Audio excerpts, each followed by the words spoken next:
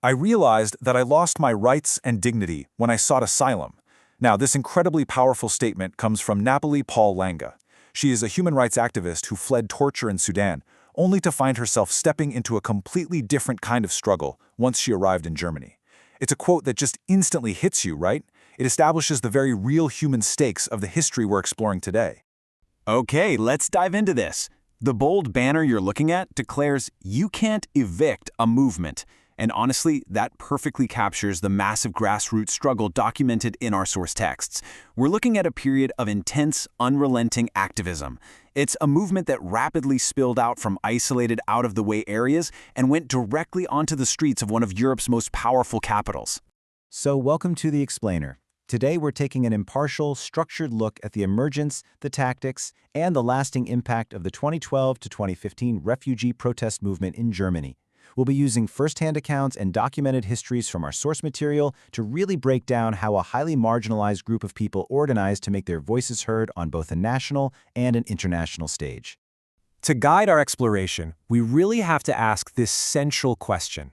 How exactly did a localized protest, starting in an isolated German camp, spark a transnational movement that literally took over the public squares of Berlin? Seriously, how did a group with so few legal rights manage to force political negotiations at the very highest levels? Well, let's trace the timeline. Chapter 1. Breaking the Isolation. To understand the explosion of these protests, we first have to wrap our heads around the legal environment. So the crucial point here is understanding this term, Residenzpflicht. Imagine, for a second, not being legally allowed to leave your own town. According to the text, this mandatory residence law heavily restricted asylum seekers, frequently confining them to a tightly defined boundary of just 40 kilometers around their assigned, often incredibly isolated, camps. Our sources point out that for the activists, systematically breaking this specific law wasn't just a logistical necessity so they could meet up, it was a radical act of defiance against a policy they viewed as a blatant violation of their fundamental human rights. The actual catalyst for the movement, as documented in the texts, was a tragedy. In January 2012, an Iranian refugee named Mohammad Raspasar tragically took his own life in an isolated camp in Würzburg, and this sparked immediate outrage. By March, initial hunger strikes had begun in downtown Würzburg. From there, the movement escalated fast. In September 2012, activists organized a staggering 600-kilometer march and bus tour across Germany. After 28 days on the road, gathering supporters from dozens of different camps, they arrived in Berlin in October 2012. They immediately occupied Oranienplatz, which is a major public square right in the Kreuzberg district. Now, to really ground this history, the source text introduces us to specific voices, like Napoli Paul Langa, who we heard from at the very beginning. Napoli was a human rights activist in Sudan who escaped to save her own life. But when she was placed in an isolated camp in Braunschweig, she realized her fight absolutely wasn't over. She started organizing, asking questions no one seemed able to answer, and eventually she joined that massive bus tour to Berlin. And this brilliantly illustrates her story. Napoli's personal account emphasizes just how crucial that bus tour actually was. It was designed to physically break out of the isolation system. They traveled from camp to camp, educating others, and literally bringing people out of the shadows and straight into the political spotlight of Berlin.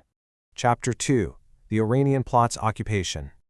Arriving in Berlin wasn't the end of the march, not by a long shot. It was just the beginning of a highly visible, incredibly active phase of the movement. The text details a staggering array of tactics used by the protesters to force political negotiations. They didn't just sit quietly in one square. They occupied the Brandenburg Gate. They occupied the Nigerian embassy to protest deportation hearings. They occupied the UN office, political party offices, and even churches. They even occupied a completely vacant school building on Olauer Strasse just to shelter families from the freezing winter. The relentless energy of these diverse tactics ensured their demands, which were abolishing the camps, ending mandatory residence, and stopping deportations, stayed in the media spotlight every single day. However, things shifted. By April 2014, the Oranienplatz camp was cleared. The source material presents a pretty complex picture of this event. On one hand, politicians and the Berlin Senate claim the refugees agreed to a voluntary evacuation based on promised housing and reviews of their asylum cases. But on the other hand, the activists cited in the text argue the exact opposite. They claim they were cheated and the politicians deliberately used a divide-and-rule strategy to split the movement and clear the square without actually fulfilling their promises. Chapter 3. The Olauer School Siege. Now, what's really interesting about this is how that broken trust at Oranienplatz directly set the stage for our climax. Look at the staggering number on the screen. 900. When local authorities attempted to completely evict the occupied school in June 2014, they deployed 900 police officers. What followed was a highly tense 9-day siege. Around 50 refugees and activists retreated to the roof of the school, actually threatening to jump if the police entered. For 242 hours, the entire neighborhood was cordoned off, local shops had to close, while thousands of supporters gathered outside the police lines in this massive display of solidarity. So, how did it end? Well, the 9-day standoff eventually resulted in an agreement, but our sources frame this as only a partial victory. Let's look at the contrast. The activists demanded permanent residency and the right to keep the school as a self-managed, autonomous space. But the actual political resolution only granted a temporary 6-month status for the occupants, and the building was to be transformed into a center strictly administered by the district and heavily guarded by private security. Our texts also document the incredibly complex, often conflicting political response during this whole crisis. We see some major tensions highlighted between different German political parties. For instance, the district council, which was governed by the Green Party, ordered the eviction but immediately faced massive internal and public backlash. Meanwhile, the senator of Internal Affairs from the CDU heavily supported the massive police deployment. So the sources paint a picture of a political establishment really struggling and frequently contradicting itself when figuring out how to handle this highly visible, unyielding movement. Chapter 4: Roots of the Struggle. To truly grasp the movement's motivations, we have to look deeper, because they weren't just fighting local zoning laws. The text introduces us to another vital voice, Sista Mimi. Now, Sista Mimi had lived in Germany for 17 years, but she said she still felt like a refugee. She moved into the occupied school not just for shelter, but to actively fight against the gentrification pushing poorer people out of the Kreuzberg neighborhood. She deliberately linked local housing struggles to the broader refugee crisis. And she made these global connections incredibly clear. The source quotes Sista Mimi saying, "These refugees, especially those from Africa, are the result and proof of colonization." It's a heavy thought, right? The texts deeply link modern European asylum policies, global inequality, and the very reasons people are forced to flee their homes, directly back to historical capitalism and European imperialism. For the activists, you simply cannot separate the asylum seeker arriving on a boat today from the history of how their home country was colonized centuries ago. This framing of the issue garnered massive international recognition. In fact, the text documents the visit from the world-renowned civil rights activist Angela Davis in May 2015. When she arrived at the school, which, remember, was still heavily guarded and restricted at the time, she famously asked the crowd, "Is it a school or a prison?"